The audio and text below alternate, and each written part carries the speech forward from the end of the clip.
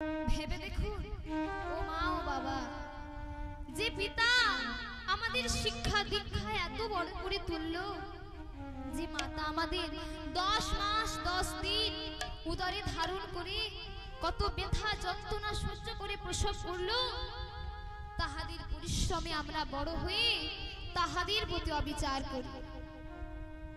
আবার মরে গেলে বম ফাটিয়ে এক পেট মদ গিলে খেয়ে পুড়িয়ে দিই।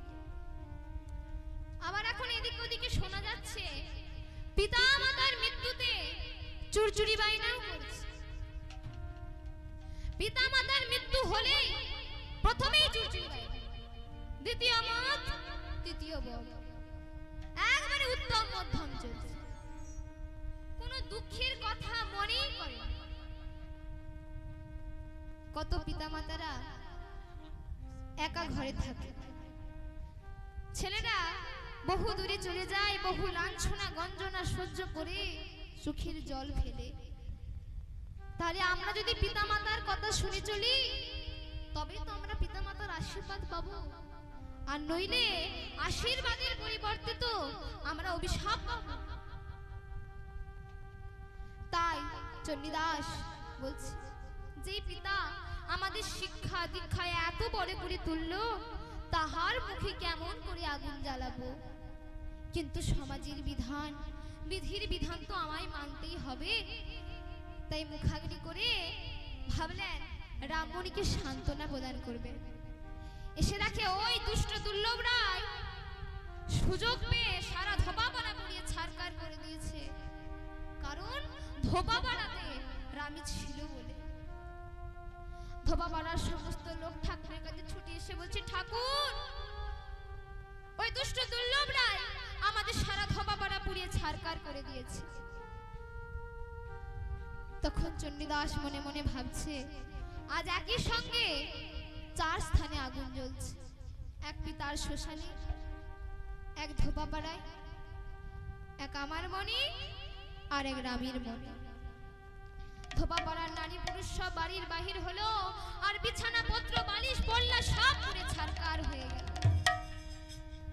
তখন চণ্ডীদাস রামমণি তখন মনে মনে ভাবছে, আজ শুধু আমার জন্য সারা ধোপাপাড়া পুড়ে ছারকার হয়ে গেল, কিন্তু ওই দুষ্ট দুর্লভ রায়ের উপর কারোর একটা কৈফিয়ত বা কোনো কথা বলার সাহস নেই। কেউ যদি কথা বলতো তাকে ধরে এনে কঠোর শাস্তি দিত, প্রহার করত। তখন তো থানা পুলিশের এরকম সুব্যবস্থা ছিল না, আর যদিও কিছু ছিল তাও তো প্রচুর অর্থ দিয়ে মুখ বন্ধ করে দিত।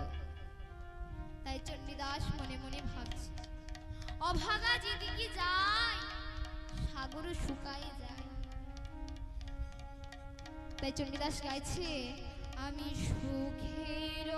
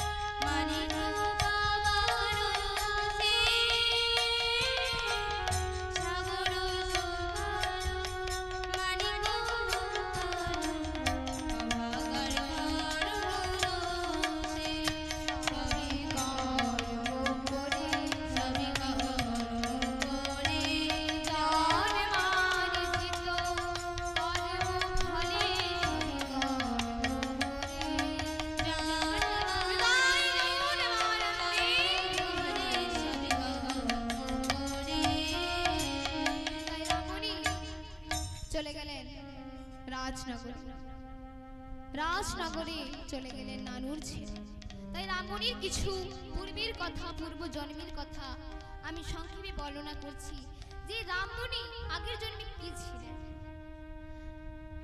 চণ্ডীদাস হচ্ছে শ্রীকৃষ্ণের প্রিয় সখা সুবল, আর রামমণি হলো রাধারানীর ননদিনী কুটিলা। রাধারানীর অভিশাপে রামী ধোপানি হয়েছে। আপনারা রামী ধোপানি হয়েছে। এই যে রামমণি আগের জন্মে কুটিলা ছিল, আর কুটিলার দাদার নাম হচ্ছে আয়ান ঘোষ, জাতিতে গইলা। এই আয়ান ঘোষ সত্যযুগে অভিমন্যু নামে এক মুনি ছিলেন। এই অভিমন্যু মুনি নারায়ণকে পরীক্ষা করিবার জন্য এক কঠোর তপস্যা করলেন।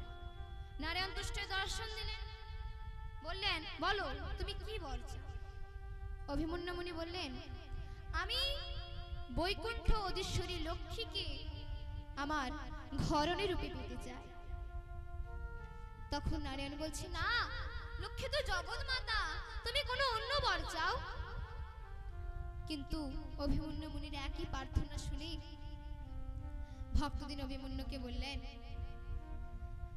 তথাস্তু, দাপর যুগে তোমার মনোবাসনা পূর্ণ হবে। তাহলে সেই আয়ান ঘোষ,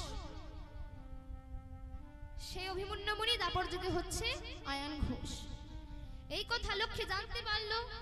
লক্ষ্মী জানতে পেরে বলছে, ওরে দুষ্ট অভিমন্যু, আমি হই জগতের মাতা, আর তুই আমাকে ঘরণী রূপে পেতে চাস? তাই আমি তোকে অভিশাপ দিচ্ছি, তুই হবে ক্লীবন্ত, তোর কোনো পুরুষত্ব থাকবে না। তাই সে অভিমন্যু মুনি দাপর যুগে আয়ান ঘোষ হলো, আর আয়ান ঘোষের ভৌনির নাম হচ্ছে কুটিলা। আর এই কুটিলা সর্বদা রাধারানীকে বলতেন, কৃষ্ণ কলঙ্কিনী, কৃষ্ণ কলঙ্কিনী, কৃষ্ণ কলঙ্কিনী। তখন রামমণি বলেছিলেন, আমি কৃষ্ণকে ভালোবাসি বলে তুমি আমাকে কলঙ্কিনী বললে? সারা ব্রজধামে কলঙ্কিনী নাম রটালে? শোনো, যাহারা কৃষ্ণকে ভালোবাসে তাহারা হয় যোগিনী, তপস্বিনী, সন্ন্যাসিনী, তারা কোনোদিন কলঙ্কিনী হতে পারে না। তাই যে গোবিন্দকে পাইবার জন্য কত ঋষি মুনি, কত অনাহারে অনিদ্রায় সে কৃষ্ণের জপ ধ্যান করে, কত সংসারীরা যে কৃষ্ণের চরণে ফুল তুলসী সেতু চন্দন অর্পণ করে, সেই কৃষ্ণকে তুমি জানতে পারলে না, সেই কৃষ্ণকে তুমি জানতে পারলে না, এত নিজ প্রবৃত্তি তোমার। তা রাধারানী কুটিলাকে বললেন, আমি তোমাকে অভিশাপ দিচ্ছি, তোমার নিজ জাতি বলে জন্ম হবে, অল্প বয়সে বৈধব্য হবে, কলঙ্কের জ্বালা ভোগ করবে, আর দুঃখ কষ্ট পাবে। তাই তো রামমণির ধোপাকুলে জন্ম হয়েছে, অল্প বয়সে বৈধব্য হয়েছে, কলঙ্কের জ্বালা ভোগ করছে, আর সারা জীবন শুধু দুঃখ কষ্ট পাচ্ছে। তাই কিন্তু একটা কথা আপনারা মন দিয়ে ভেবে দেখুন, চণ্ডীদাস রামমণি না তার আগের জন্মের কর্মের ফলে এই জন্মে এত দুঃখ কষ্ট পাচ্ছে, কিন্তু চণ্ডীদাস তো কোনো পাপ করেনি, চণ্ডীদাস তো কোনো দোষ করেনি, তাহলে সে চণ্ডীদাস কেন এত কষ্ট পাচ্ছে? এই মর্মান্তিক প্রশ্নের উত্তর আপনারা শ্রবণ করুন। ভগবান হচ্ছেন আমাদের অধিপতি, আমরা ভক্ত অভক্ত সকলেই তাহার প্রতিনিধি। তিনি রাজা, আমরা প্রজা বা কর্মচারী। যে রাজা কর্মচারীকে যাহা করতে বলে তাকে তাহাই করতে হয়, সেরকম ভগবান হচ্ছেন রাজা, এবং ভক্তদিকে যাহা করতে বলেন তাকে তাহাই করতে হয়। তবে ভগবান হচ্ছেন কৃপাময়, দয়াময়, সকলকে কৃপা করে, সকলকে দয়া করে, সকলকে কৃপা করেন, সকলকে দয়া করেন। যেমন কত সাধু সন্ন্যাসী শিক্ষা প্রদান করার, কত মঠে আশ্রমে সাধুদিকে দিয়ে মানুষকে দীক্ষা প্রদান করার, আবার কত পূজারী দিকে দিয়ে পূজা পাঠ করার, আবার ভগবান ভক্তকে দিয়ে অভক্ত জনাকে ভক্তির পথ দেখা। কারণ একমাত্র ভক্তই পারে অভক্ত জনাকে ভক্তির পথ দেখাতে।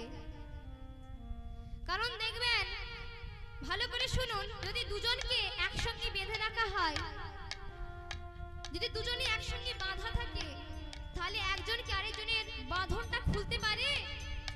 পারে না। কিন্তু যদি একজন খোলা হয়, তাহলে আরেকজনের বাঁধন খুলতে পারে। তাই যে প্রকৃত ভক্ত, সে হচ্ছে এই সমস্ত মায়ার বন্ধন থেকে মুক্ত। তাই সেই ভক্তই পারে একমাত্র অভক্ত জনাকে ভক্তির পথটা দেখাতে।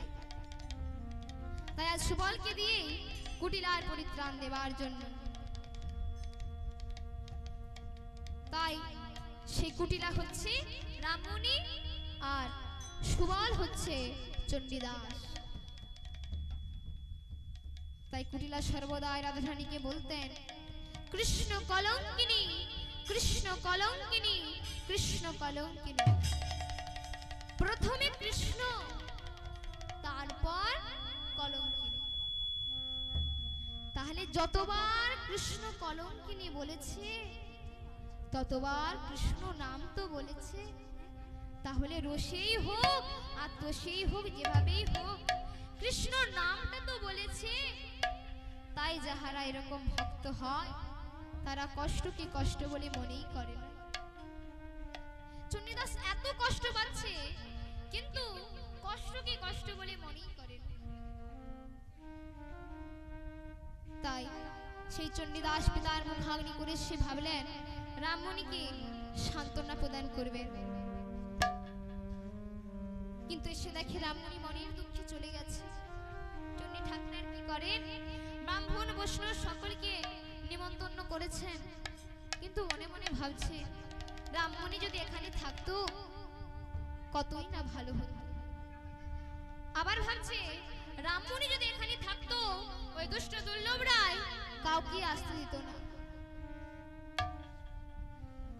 আর এদিকে সে রামমণি চলে গেল রাজনগরে। রাজনগরী রাজা সুজিত সিং আর বীর সিং, যার নামে এই বীর সিং, যার নামে জেলার নাম হয়েছিল বীরভূম জেলা, সেই সুজিত সিং এর কন্যা নেত্রাকালী, সে হচ্ছে যশোদা ভাবাপন্না। সে ভূত ভবিষ্যৎ বর্তমান সব বলতে পারে। সে বলছে, বাবা আজ তোমার গোপালের বউ আসবে। আর দেখতে দেখতে রামমণি সেখানে উপস্থিত হলেন। রামমণি চণ্ডী ঠাকুরকে বললেন, রামমণি সেই সুদেশ সিং রাজাকে বলছে, রাজা মশাই, আপনি কিছুদিনের জন্য আমাকে একটু আশ্রয় দেবেন, আমি খুব বিপদা ভাবাপন্না। সুদেশ সিং আর বীর সিং বলছে, তুই তো আমার মেয়ের মতো, তুই রাজবাড়িতেই থাক, তোকে আর কোথাও যেতে হবে না। নেত্রাকালীকে বলছে, নিয়ে যা মা, নিয়ে যা রামমণিকে প্রাসাদের অন্দরমহলে। তখন প্রাসাদের অন্দরমহলে নিয়ে গেল। তাই এবার কয়েকদিন থাকার পর রামমণি মনে মনে ভাবছে, আমি যদি জীবনে চণ্ডী ঠাকুরকেই না পাই, তাহলে আমার বেঁচে থেকে কি লাভ? যাই একবার ঠাকুরের সঙ্গে প্রণাম করে, ঠাকুরের সঙ্গে একবার দেখা করে বাড়ি চলে যাব। ওই নদীর জলে ঝাঁপ দিয়ে প্রাণ বিসর্জন দেব। তাই রাজবাড়ি চলল নানুরির পথে। গিয়ে দেখছেন যে চণ্ডীদাস স্বার্থ শান্তির কাজ সমাপ্ত করে এবার ব্রাহ্মণ ভোজন করাচ্ছেন। রামমণিকে দেখে খুশি হয়ে বলছি, এসো রামমণি এসো, আমরা দুজনে ব্রাহ্মণ ভোজন করাই। তাই সকলে মিলে ব্রাহ্মণ ভোজন করাচ্ছেন। আর এমন সময় ব্রাহ্মণগণেরা উঠে পড়লেন। দুর্লভ রায় বললেন, তুমি যে বলেছিলে আমি রামমণিকে ত্যাগ করে দিয়েছি, তাহলে রামমণি এখানে দাঁড়িয়ে আছে কেন? তোমার এই মিথ্যে কথা বলার জন্য তোমাকে কঠোর শাস্তি দেয়া হবে। আর সকলেই তো তখন ভয়ে কাঁপছে। তখন সুজিত সিং আর বীর সিং নেত্রাকালীকে সঙ্গে নিয়ে এসে বললেন, তোমরা কেহই যাবে না, সকলেই সেবা করেই যাবে। আমার মেয়ে নেত্রাকালী সে যশোদা ভাবাপন্না, সে ভূত ভবিষ্যৎ বর্তমান সব বলতে পারে। সে বলছে, ব্রাহ্মণগণ, আপনারা যাকে ধোপার মেয়ে বলছেন সে ধোপার মেয়ে নয়, আর চণ্ডী ঠাকুরও ব্রাহ্মণ নয়, ওরা দুজনেই হচ্ছে গইলা। চণ্ডী ঠাকুর শ্রীকৃষ্ণের প্রিয় সখা সুবল, আর রামমণি হচ্ছে রাধারানীর ননদিনী কুটিলা। আপনারা সকলে বৃন্দাবনের মহাপ্রসাদ গ্রহণ করছেন, সকলে সেবায় বসুন। পুনরায় সেবায় বসলো। সুবল হলো চণ্ডীদাস এই কলিকালে, সুবল হলো চণ্ডীদাস এই কলিকালে, কুটিলা হলো রামমণি শুনো গো সকলে, কুটিলা হলো রামমণি শুনো গো সকলে। এবার রামমণি দুহাতে অন্যের থালা ধরে ব্রাহ্মণ ভোজন করাচ্ছেন। এমন সময় রামমণির মাথার ঘুমটা খুলে গেল। তখন চণ্ডীদাস তখন রামমণি মাকে ডাকছে, মা, হাতে অন্যের থালা, সামনে গুরুজন, এখন আমি কি করি? রামমণি দুটি হাত ছিল, মায়ের কৃপায় আরো একটি হাত বাহির হয়ে মাথার ঘোমটাও তুলে নিল।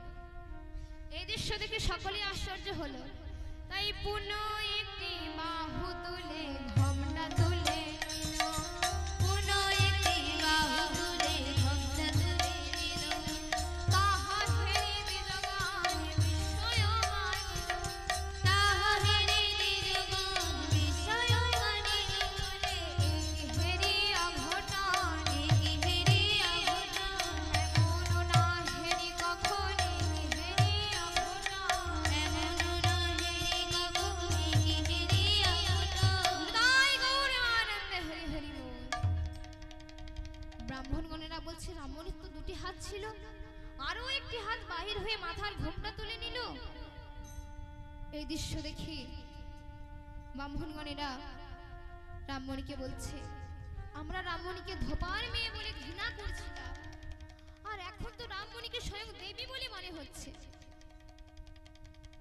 তাই সকলে গিয়ে রামমণিকে বলছে, মা রামমণি, আমরা তোমাকে না চিনতে পেরে বড় দুঃখ কষ্ট দিয়েছি, তাতে তুমি কিছু যেন মনে করো না।